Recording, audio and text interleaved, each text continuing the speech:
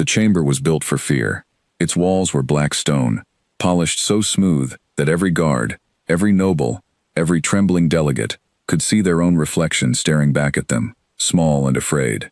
At the center of the chamber stood a raised platform, and on that platform stood a woman named Elena Voss, Earth's ambassador to the Threxian Imperium. She had been sent here 2 years ago, when Earth first made contact with the wider galaxy. Back then, humanity had been thrilled. They had found other minds among the stars, other civilizations, other cultures. Elena had been proud to represent her species. She had studied Threxian customs for months before she left home. She had learned their language, their history, their laws. She believed that if humans showed respect, respect would be given in return. She had been wrong. The Threxian Imperium was not a nation like the ones on Earth. It was an empire that had existed for over 4,000 years, built on conquest, built on the idea that strength alone gave a species the right to rule. They had swallowed dozens of smaller civilizations into their borders, and every single one of those civilizations had learned, sooner or later, that the Imperium did not negotiate. It commanded, it expected obedience, and it punished defiance in public, so that everyone would remember. Today, Elena Voss was going to be that lesson. The overlord of this sector, a massive alien named Karl Dreth, sat on a throne above the platform. His skin was a deep violet color, thick and scaled, and his eyes were the color of old blood. He looked down at Elena with the same expression a man might use to look at an insect that had wandered into his house. "Human," Karl Dreth said, his voice amplified through the chamber by hidden speakers. "You were given a simple choice. Sign the treaty. Give the Imperium the mining rights to the Kepler system, which your species has occupied without our permission. In exchange, your world would be granted protected status under our banner. This is generous. This is more than any new species has ever been offered." Elena stood straight. Her hands were bound behind her back with a metal restraint that hummed with energy, but she did not let her voice shake. "The Kepler system was settled by human colonists 30 years before we ever met your empire," she said. "We did not take anything from you. You are asking us to give up land that was always ours." A murmur ran through the gathered nobles and diplomats from a dozen other species, all invited to witness this event. Many of them looked uncomfortable. A few looked almost impressed. None of them dared to speak. Karl Dreth leaned forward on his throne. "The Imperium does not ask twice." "Then you already have your answer," Elena said. "Earth will not sign." For a long moment, the chamber was silent. Elena could hear her own heartbeat. She thought of her daughter back on Earth, only 11 years old, waiting for her mother to come home from this posting. She thought of the ocean near her childhood home, the smell of salt in the morning air. She thought that if this was going to be the last thing she ever did, she wanted to do it with her back straight and her eyes open. Karl Dreth raised one clawed hand. "Then let this be a lesson to every species watching," he said. "The Imperium rewards loyalty, and it burns away defiance." The floor beneath Elena's feet began to glow orange, then red, then white. She screamed as the heat rose through the metal platform, and the sound echoed through the chamber, carried by hidden microphones, broadcast across every relay channel the Imperium controlled. It was meant to be watched. It was meant to be remembered. In the crowd, a young Threxian scholar named Ves Oren stood frozen, his 4 eyes wide with something he had never expected to feel during one of these executions: doubt. He had watched public punishments before. He had always believed they were necessary, a tool to keep the lesser species in line. But something about this felt different. The human woman had not begged. She had not screamed for mercy. She had simply told the truth and accepted what came after. Ves Oren did not know it yet, but he had just watched the spark that would set the galaxy on fire. 9 light-years away, on a rain-soaked afternoon in what used to be called Belgium, a signals officer named Priya Nair was monitoring deep space relays when the broadcast reached Earth's networks. She almost dismissed it as another piece of Threxian propaganda, the kind the Imperium sent out from time to time to remind smaller species of their place. Then she recognized the face on the screen. She dropped her coffee cup. It shattered on the floor, and she didn't even notice. Within an hour, every major broadcast network on Earth had the footage. Within 2 hours, it had been translated into every language spoken by every government on the planet. Within 6 hours, world leaders who had not spoken to each other in years were sitting in the same emergency session, watching the same screen, seeing the same thing. They watched Elena Voss die. They watched her stand tall until the very end, and when the footage finished, nobody in that room said a word for a long time. It was the president of the newly formed United Earth Council, a soft-spoken man named Daniel Okafor, who finally broke the silence. "They filmed it," he said quietly. "They wanted us to see." Around the table, representatives from what used to be rival nations looked at each other. There was the Chinese delegate, the American delegate, the Russian delegate, the delegates from the African Union, from the European bloc, from India, from Brazil. These were people who, only 5 years earlier, had been arguing over trade tariffs and border disputes. Today, none of that mattered anymore. "They think we're weak," said the Russian delegate, a stern woman named Yekaterina Orlova. "They think because we're new, because we're small, we'll bow our heads and apologize for existing." "They're wrong," said the American delegate, General Marcus Reyes, a career military officer, who had spent the last decade quietly preparing Earth's defense fleet for exactly this kind of moment, though he had prayed it would never come. "They don't understand what they just did. They didn't just kill one woman. They killed the idea that we could ever trust them again." Daniel Okafor stood up slowly. He looked around the room at every face, every representative of every nation on Earth, and he asked one question. "Are we agreed? Do we respond as one people, or do we respond as scattered nations that can be picked off one by one?" There was no debate. Every hand in that room rose at once. That night, for the first time in human history, every military satellite, every defense network, every armed force on the planet Earth received the same order from the same unified command structure. Old rivalries were set aside. Old borders meant nothing. The United Earth Council, which had existed mostly on paper until this day, suddenly had real power, real authority, and a single purpose. Priya Nair, still shaken from what she had seen on her monitor that afternoon, found herself reassigned within hours to a new division called Fleet Intelligence. Working directly under General Reyes, she did not sleep that night. None of them did. Far above the planet, in orbit stations that had been built quietly over the past decade, under the excuse of asteroid defense programs, fleet commanders began receiving encrypted messages. Ships that the wider galaxy did not know existed were being brought online. Weapons that had been developed in secret, using human ingenuity and desperation as fuel, were being tested for the first time outside of simulation. Humanity had joined the galaxy only 2 years ago, and the galaxy had judged them to be small, primitive, easy to frighten. The Threxian Imperium believed they had just delivered a message that would keep the lesser species obedient for generations. They had no idea what they had actually done.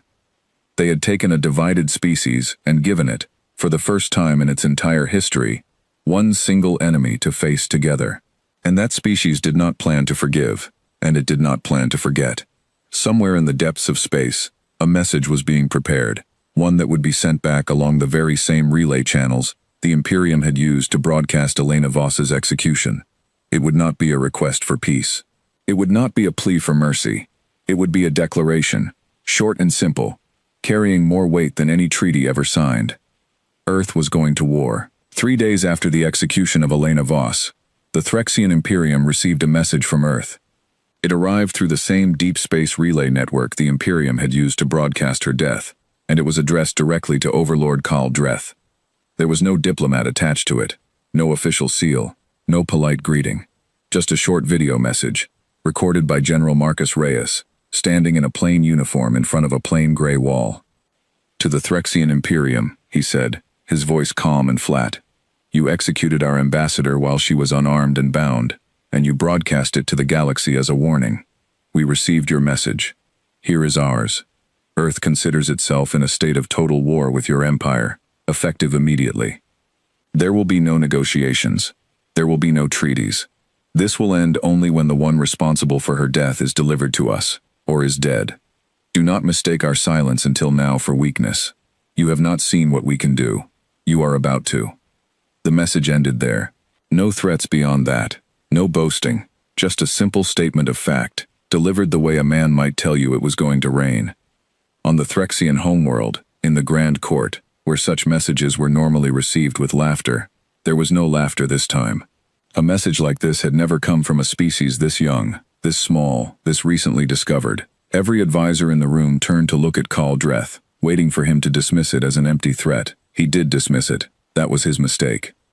"Humans," he said, waving a clawed hand. "They have 3 colonies and a handful of outdated warships. Let them talk. Send the 7th Fleet to remind them of their place." Ves Oren, the young scholar who had witnessed the execution, stood quietly near the back of the court. He had spent the last 3 days reading everything the Imperium's archives had on humanity, and something about that message bothered him deeply. Humans did not sound afraid. They sounded certain. In his studies of 100 conquered species, certainty like that usually meant something the Imperium had not yet accounted for. He said nothing. Nobody asked his opinion, and speaking without being asked was dangerous in this court. But he began, quietly, to keep his own private records of what was about to happen. Back on Earth, the mood had changed completely, from grief to something colder and more focused. In the weeks that followed the declaration, humanity did something it had never managed to do in its entire recorded history. It stopped fighting itself.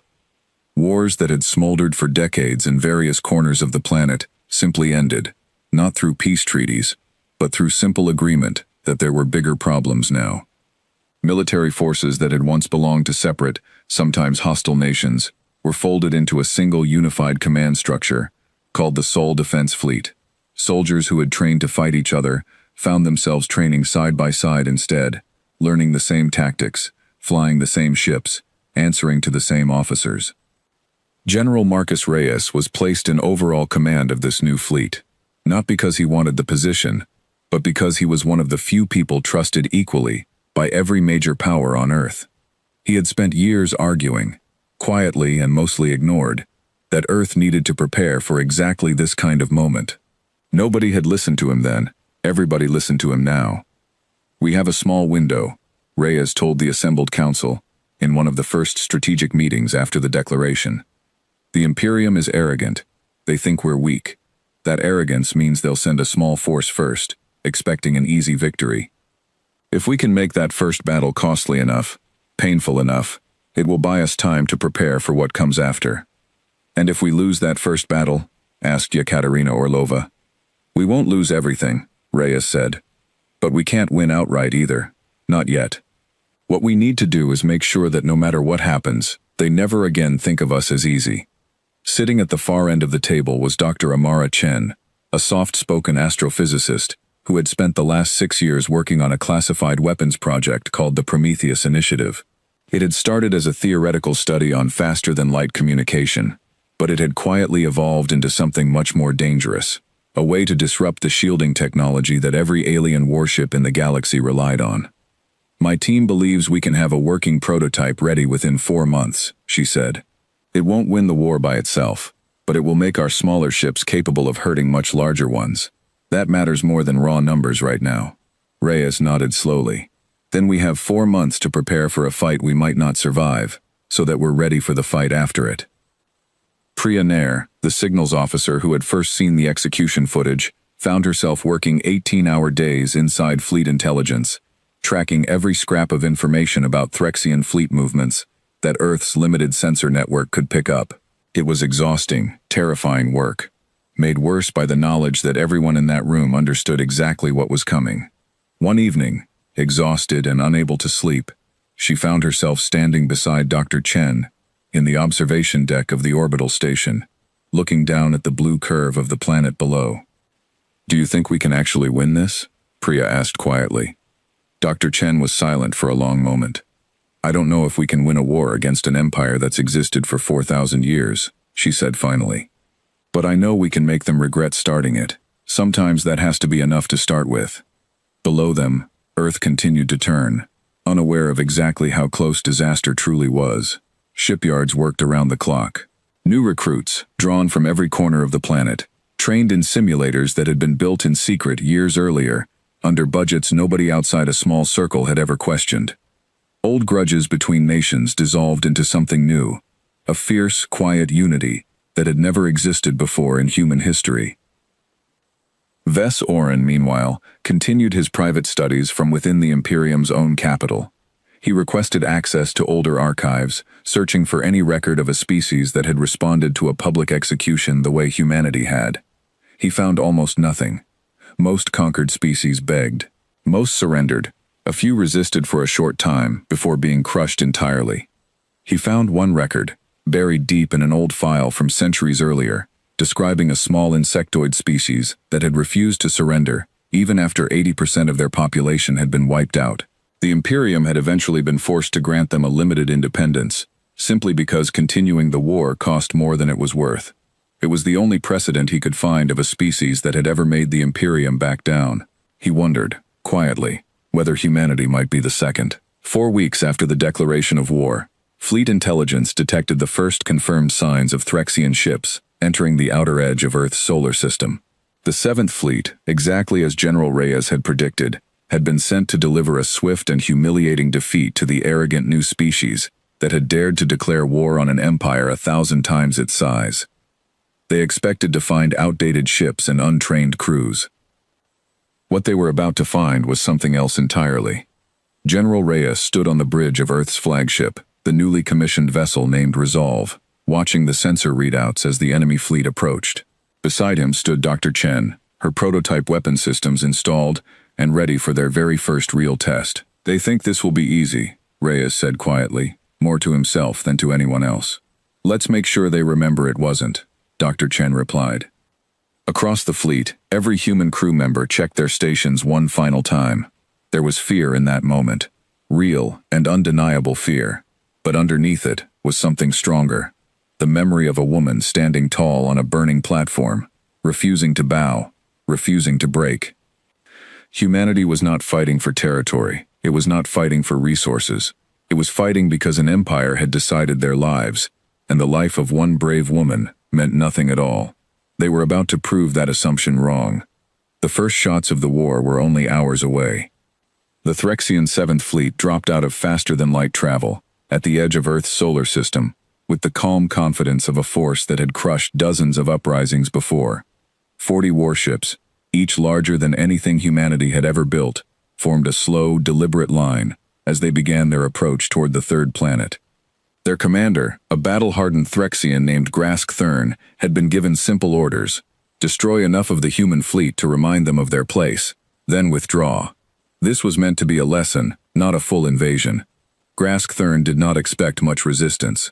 His scanners showed a defense fleet of perhaps 60 ships, most of them smaller than his own vessels, arranged in a formation that looked, to his trained eye, almost desperate. "They have gathered everything they own into one place," he said to his second officer, studying the sensor readings with something close to amusement. Bold. Foolish, but bold. What his scanners could not show him was what those human ships carried inside them. General Marcus Reyes stood on the bridge of the Resolve, watching the same readings from the other side. 63 ships against 40. On paper, it looked almost even. In reality, the Threxian ships were each nearly 3 times the size of their human counterparts, built from centuries of refined engineering, protected by shielding technology that had never been seriously challenged. But Reyes had one advantage the Threxians did not know about. "Dr. Chen," he said quietly. "Status on Prometheus?" "Fully charged and ready," Amara Chen replied from the science station behind him. "The moment they raise shields, we'll know if this works." Reyes nodded once and gave the order. The human fleet held its position, spread wide instead of clustered together, a formation that looked disorganized to Threxian eyes, trained on centuries of traditional fleet tactics. It was not disorganized. It was designed that way on purpose. The Threxian fleet opened fire first, confident and unhurried. Beams of blue energy lanced across the black void toward the human ships. Standard Threxian shields absorbed almost anything thrown at them by lesser species. Their commanders had no reason to expect anything different here. The first wave of return fire from the human fleet did something the Threxians had never encountered. Dr. Chen's prototype system, built into the weapons array of a third of the human ships, sent out a focused pulse, just before impact, that disrupted the enemy shielding for less than 2 seconds. It was a small window, but it was enough. Where Threxian shields should have absorbed the human weapons fire harmlessly, 3 of their ships instead took direct, unshielded hits along their hulls. On the bridge of his flagship, Grask Thurn actually rose from his seat in shock. No lesser species had ever managed to break through Imperium shielding technology before. Alarms began sounding across his fleet, as damage reports came in from ships that should have been untouched. "Impossible," he said. "Their weapons are primitive. This should not be happening." But it was happening, and it kept happening. The battle that followed was unlike anything either side had planned for. The human fleet, though smaller and less advanced in most respects, fought with a strange combination of caution and sudden aggression that confused Threxian tactical doctrine at every turn. Where Threxian ships expected an enemy to hold formation and slowly be worn down, human pilots broke away from their assigned positions the moment their sensors detected an opening, striking hard at weakened enemy ships before retreating just as quickly.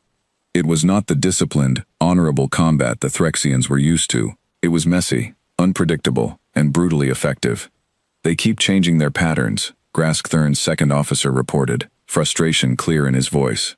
"Every time we adjust to counter one tactic, they shift to another." This was true. Aboard the human ships, tactical officers were making split-second decisions, based not on centuries of tradition, but on desperation and the simple, driving need to survive and to make the enemy pay for every inch. Humanity had no 4,000-year military doctrine to fall back on. What it had instead was the accumulated experience of thousands of years of conflict between its own nations, brought together for the very first time under a single command, with nothing held back. 3 hours into the battle, the human fleet had lost 11 ships. The Threxian fleet, expecting to lose perhaps 1 or 2 at most, had lost 9, with a dozen more badly damaged. Grasktern, watching his once overwhelming advantage evaporate in real time, made the decision no Threxian commander in generations had been forced to make against a newly discovered species. He ordered a retreat. "We are not equipped for this," he told his crew, fury and confusion mixing in his voice. "Send word to the Imperium. This will require the full weight of a proper invasion force, not a punitive strike." As the remaining Threxian ships withdrew into faster-than-light travel, General Reyes stood on the battered bridge of the Resolve, watching the enemy fleet disappear from his sensors.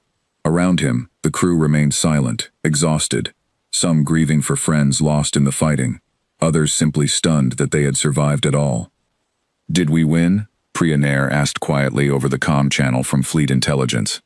Reyes considered the question carefully before answering. "We survived. We hurt them badly. But this was their scouting force, not their real strength. This was only the beginning."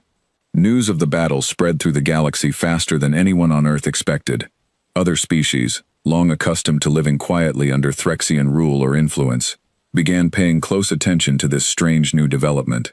A newly discovered species, barely 2 years into galactic contact, had fought an Imperium fleet to a standstill and forced a retreat. No species had managed that in living memory. On a trade station near the border of Imperium space, 2 representatives from a species called the Terran, small reptilian traders who had quietly resented Threxian dominance for generations, watched the battle reports with something between fascination and cautious hope. "They actually made them run," one of them said, studying the footage that had leaked through unofficial channels. "The Imperium has not retreated from a first engagement in over 300 years. Do not celebrate yet," the other warned. "The Imperium does not forgive an embarrassment like this. They will send their true fleets now. The real war has not even begun." That warning proved accurate. Within the Imperium's capital, the failure of the 7th Fleet caused a political storm. Overlord Khal Dreth, humiliated in front of his own court by a species he had personally mocked as insignificant, demanded immediate and overwhelming retaliation. Every available war fleet within 3 sectors was ordered to converge and prepare for a full invasion of the human home system. Ves Orin, still keeping his private records of the unfolding conflict, watched these preparations with a growing sense of unease. He had read every report from the battle. What struck him most was not the tactics or the weapons, but a single detail buried in a damage assessment. Several captured recordings showed human crews continuing to fight, even after their ships had sustained damage that, by Threxian doctrine, should have prompted immediate surrender. They did not surrender. They adapted, fought harder, and pulled back only when there was truly nothing left to gain by staying. He began to suspect that the Imperium was not dealing with a lesser species that could simply be crushed with enough force. He suspected they were dealing with something the Imperium had never truly faced before, a species willing to pay any price, absorb any loss, and keep fighting regardless. simply because they had decided, as one people, that this was a fight they could not walk away from. Back on Earth, the celebration over surviving the first battle was brief and quiet. 63 ships had gone into that fight. 52 had returned, many of them badly damaged. Families across the planet mourned those who had not come home, even as the rest of the world understood that this had only been the opening move in a war that would demand far more before it was finished. General Reyes called an emergency session with the Council the day after the battle. "We hurt them," he said, standing before the same group of leaders who had unanimously agreed to declare war weeks earlier. But that was a scouting force. What comes next will be much larger, much better prepared, and much angrier. "How long do we have?" Daniel Okafor asked. "Weeks, at most," Reyes replied. "We need every shipyard on this planet working at maximum capacity. We need Dr. Chen's team to refine the shield disruption technology before the Imperium finds a way to counter it. And we need to reach out beyond our own solar system, because if there are other species out there who resent Imperium rule as much as we do, now is the time to find them." Dr. Amara Chen, standing quietly near the back of the room, nodded slowly. "The Prometheus system worked once. It will not surprise them a second time. We need something new, and we need it fast."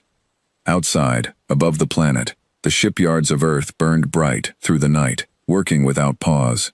Humanity had survived its first true test against the wider galaxy, but everyone who had stood on that battlefield knew the truth. The Threxian Imperium did not send its strongest fleets first. It sent its expendable ones. What was coming next would be the real war, and there was no telling yet whether Earth could survive it. 6 weeks after the retreat of the Seventh Fleet, the Threxian Imperium gathered a force unlike anything it had sent against a newly discovered species in 3 centuries. 200 warships, drawn from 3 different sectors, assembled under the command of a senior war leader named Admiral Korath Vale, a Threxian who had spent his entire career crushing rebellions along the Imperium's outer borders. He had never lost a major engagement, and he did not intend to start now. Overlord Khal Dreth gave him a single, simple order before the fleet departed: "Erase their ability to resist. I do not want another embarrassment." Word of the coming invasion reached Earth through a source nobody expected. Ves Orin, the young Threxian scholar who had spent months quietly documenting the war from within the Imperium's own capital, made a decision that would have gotten him executed if discovered. Using contacts he had built through his academic research, he passed encrypted information about fleet movements and troop numbers to a neutral trade station, hoping it would eventually reach human hands. It did. Fleet intelligence, working with Priya Nair at the center of the effort, verified the information over several tense days before bringing it to General Reyes. 200 ships, Reyes said quietly, reading the report. That's more than 3 times what we faced before. And this time, they know about the shield disruption technology, Dr. Amara Chen added. They'll have countermeasures ready. The council convened again, and this time the mood was far more serious than it had been after the first battle. Humanity had proven it could survive a probing attack. Surviving an invasion force nearly 4 times the size was an entirely different challenge. We cannot win a straight fight against 200 of their warships, Reyes admitted honestly. Not with the fleet we have now. We need to change how we fight this war. Over the following weeks, humanity shifted its entire strategy. Instead of preparing for a single decisive battle, Reyes and his officers designed a defense built around speed, deception, and relentless small-scale strikes. Human shipyards produced smaller, faster vessels instead of large capital ships, prioritizing numbers and maneuverability over raw size. Hidden supply depots were built on asteroids and moons throughout the solar system, allowing human fleets to strike, retreat, resupply, and strike again from unexpected directions. Dr. Chen's team, meanwhile, worked around the clock developing new countermeasures. Knowing the Imperium would now be ready for the shield disruption technology, her team shifted focus towards something more unpredictable: modified sensor systems that could scramble enemy targeting for a few crucial seconds during combat, just long enough to let human ships land unexpected hits. It won't work the same way twice, she explained to Reyes, but if we keep changing what we do, they can't ever fully prepare for it. We have to stay one step ahead, even if it's a small step. This philosophy extended beyond weapons and technology. Humanity began fighting a war not just of ships and firepower, but of reputation. Recordings from the first battle, showing human crews fighting on past the point where any reasonable force would surrender, were allowed to spread through galactic networks. Rather than hiding their losses, human command made a calculated decision to let the wider galaxy see exactly what kind of enemy the Imperium had chosen to provoke. The effect was immediate. Species across Imperium space, who had quietly resented centuries of Threxian rule, began watching humanity with growing interest. On the trade station where the two Terran merchants had first discussed the battle, quiet conversations turned into careful, cautious outreach. A small delegation from a species called the Doran, insectoid traders who had suffered under harsh Threxian taxation for generations, reached out through encrypted channels to the human government. They offered something valuable: detailed maps of Threxian supply routes throughout the border sectors, information that could help human forces predict and disrupt the coming invasion before it even arrived. "Why help us?" Daniel Okafor asked during the first careful communication with the Doran representatives. The answer that came back was simple and direct. "Because you are the first species in living memory to make the Imperium afraid. We have waited a long time to see that happen." Not every part of the war took place among the stars.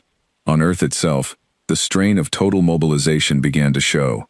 Factories ran without pause, resources were stretched thin, and ordinary people who had lost loved ones in the first battle grew anxious about what a larger invasion might cost. General Reyes made a point of speaking honestly to the public, refusing to hide the danger they faced. "We are not fighting this war because we believe we cannot lose," he said in one widely broadcast address. "We are fighting it because we refuse to let an empire decide that our lives do not matter. Whatever comes next, we face it together, or we do not face it at all." Priya Nair, exhausted from months of non-stop work inside Fleet Intelligence, found herself thinking often about Elena Voss, the ambassador whose death had started all of this. She had never met the woman personally, but she had watched the recording of her final moments more times than she could count, searching every frame for information that might help predict Threxian tactics. Somewhere along the way, that clinical review had become something more personal. She kept a small printed photo of Elena Voss at her workstation, a quiet reminder of exactly why all of this mattered. Dr. Amara Chen faced a harder question during this period, one that troubled her deeply. Her team had developed early prototypes of a weapon capable of causing catastrophic damage to enemy ships, powerful enough that a handful of them could potentially devastate an entire fleet at once. It was effective, but the destructive power came with terrible risk. If deployed carelessly, it could kill thousands of enemy crew members who had no say in their empire's decisions. Simple soldiers following orders, rather than the ones who had ordered Elena Voss's execution. She raised the question directly with General Reyes. "We could use this to guarantee victory," she said. "But most of the crews on those ships never chose this war. They're following orders, the same way our soldiers follow ours."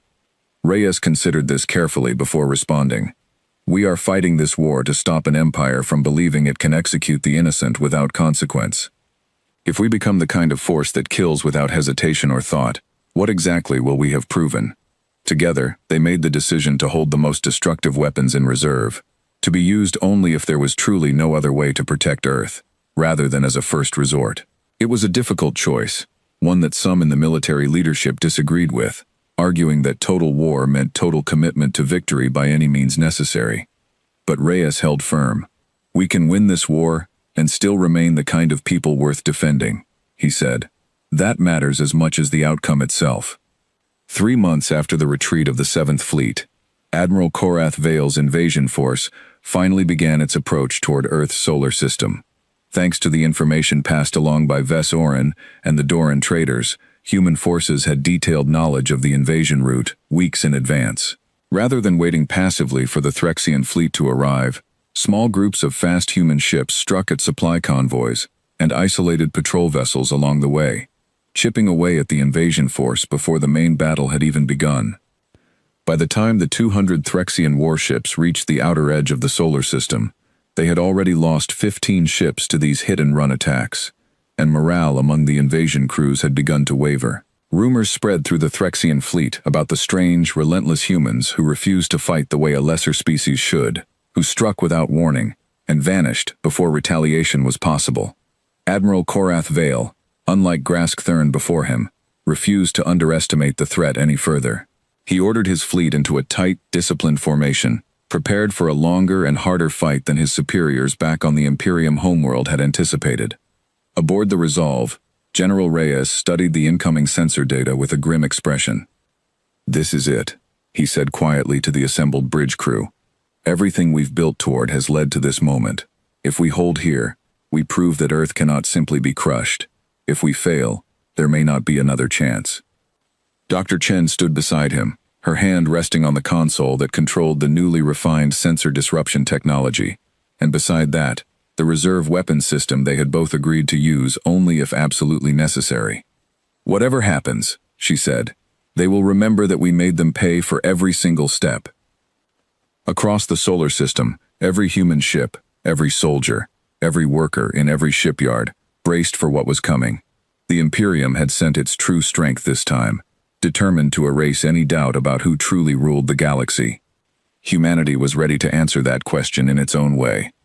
The battle for Earth began at the edge of the solar system, near the orbit of Jupiter, where Admiral Korath Vale's remaining 185 warships met the full strength of the Sol Defense Fleet. Humanity had gathered every ship it could build in the months since the first battle, nearly 140 vessels total, smaller and less individually powerful than their Threxian counterparts, but faster, more numerous, and crewed by people who had nowhere left to retreat to.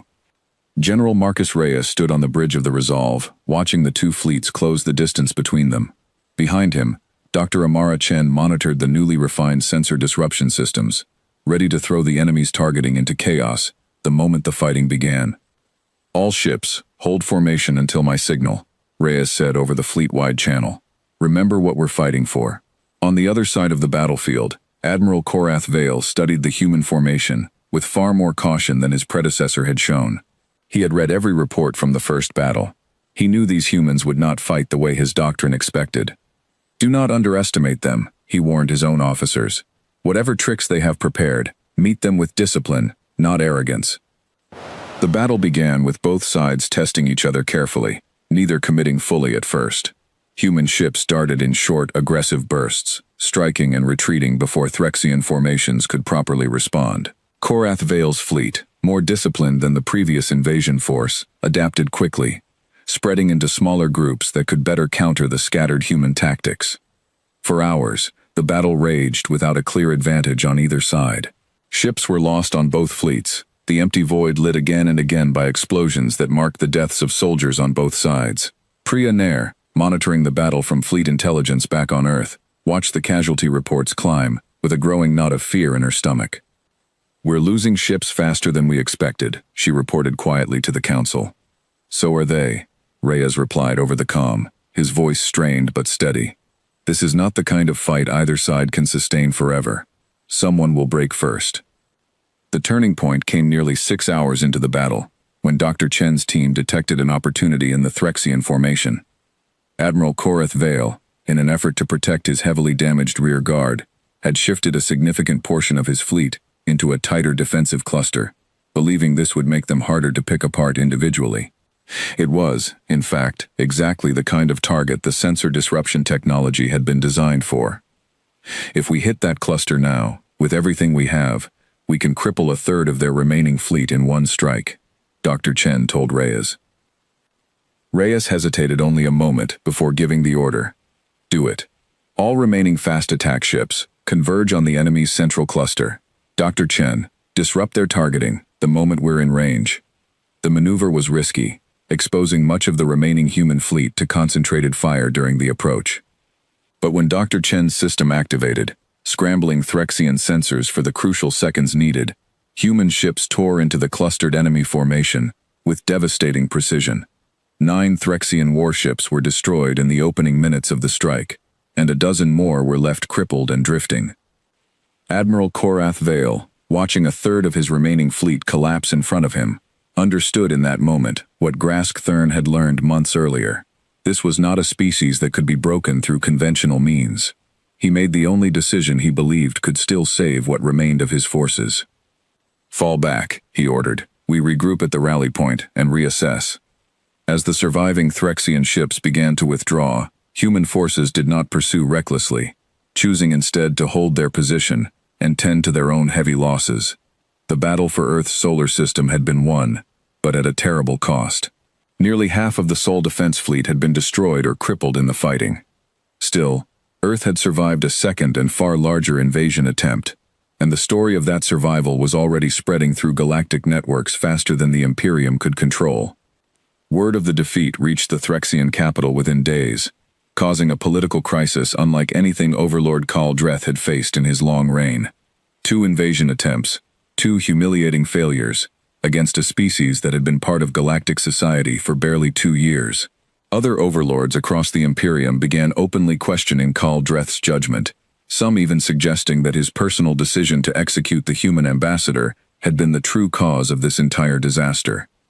Ves Orin, watching the political turmoil from within the capital, understood that the Imperium now stood at a crossroads. Continued war against Earth would cost enormous resources and further damage the Imperium's reputation among its own subject species, many of whom were already growing bolder in their resistance thanks to humanity's example.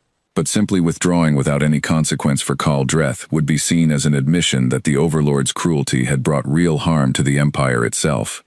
It was Ves Orin, quietly and carefully, who suggested a path forward to a council of senior advisors grown tired of Khal Dreth's reckless leadership. If the Overlord who had ordered the execution were removed and handed over as the Human Declaration had originally demanded, the war might finally end, and the Imperium could claim it had corrected an internal mistake, rather than admit true defeat. The senior advisors, desperate to end a war that was costing them dearly and emboldening rebellious subjects throughout their territory, agreed. Khal Dreth was arrested within his own court, stripped of his title, and prepared for transfer to human custody as a condition of ending the war. The formal surrender talks took place aboard a neutral station near the edge of Imperium space, attended by representatives from both Earth and the Threxian Imperium, along with observers from several other species who had quietly supported humanity throughout the war, including the Doran traders and a delegation of Farron merchants. Daniel Okafor led the human delegation, standing across from a newly appointed Threxian representative, an older and more cautious noble than Khal Dreth had ever been. "You wished for the one responsible delivered to you," the Threxian representative said, gesturing toward Khal Dreth, bound and silent beside him. "He is yours." Okafor studied the former overlord for a long moment. Khal Dreth, once so confident and cruel, now looked small and afraid, much like Elena Voss must have felt in her final moments, though Okafor took no pleasure in that thought. "Earth does not seek revenge for its own sake," Okafor said finally. "We sought accountability. He will face judgment for what he ordered, under laws recognized by every species present at this table today, and his fate will be decided openly and fairly, not with the cruelty he showed our ambassador." It was General Reyes, standing quietly behind Okafor, who added one final condition to the agreement. "The Imperium will also recognize Earth as a fully sovereign and independent power, not a protectorate, not a subject species. We do not answer to your empire, and we never will again." The Threxian representative, aware that his empire had no real choice left after 2 crushing defeats and growing unrest among its own subject worlds, agreed to every term. The war formally ended 3 months after the Second Battle, with Earth recognized across galactic networks as an independent power that could not simply be conquered or intimidated. Khal Dreth faced judgment before a tribunal of multiple species and was sentenced to permanent exile, stripped of all rank and privilege, a quiet but meaningful end for a leader who had once believed his cruelty could never have consequences. Ves Orin, who had quietly worked from within the Imperium to help end the war, was eventually able to travel to Earth as part of a new diplomatic exchange program, curious to understand firsthand the species that had changed the balance of power across an entire region of the galaxy. He met with Priya Nair, who had kept his encrypted warnings safe throughout the war, and thanked her for trusting information that had come from an enemy source. "I didn't trust you at first," she admitted, "but you were right about everything you sent us. That mattered more than where it came from." General Marcus Reyes, addressing the United Earth Council in the final report on the war, reflected on everything that had happened since the day Elena Voss died on that burning platform. "We did not choose this war," he said. "It was forced upon us by an empire that believed our lives meant nothing." We have paid a terrible price to prove them wrong, and we have lost people we can never replace. But we have shown the galaxy something important, that a species which stands together, no matter how new or how small it may seem, cannot simply be erased by those who believe themselves powerful. Dr. Amara Chen, walking through the quiet halls of the shipyard where so much of the war's technology had been built, thought often of the difficult choices they had made along the way, including the decision never to use their most destructive weapons, except as an absolute last resort. "We won," she said quietly to herself one evening, looking up at the stars from Earth's surface for the first time in months. "And we still remember who we wanted to be, even after everything." Far above her, the reconstructed Sol defense fleet continued its patrols, no longer just a desperate defense force, but the foundation of Earth's new place among the stars. Other species across the galaxy, once unaware that humanity even existed, now watched Earth with a mixture of caution and respect. Elena Voss's name was added to a new memorial, built at the heart of the United Earth Council's headquarters, alongside every soldier and civilian lost throughout the war. It read simply, "She did not bow, and because of her, neither did we." The galaxy had learned, in the end, that humanity did not forget an atrocity left unanswered, and it would never again make the mistake of believing that Earth was too small or too new to matter.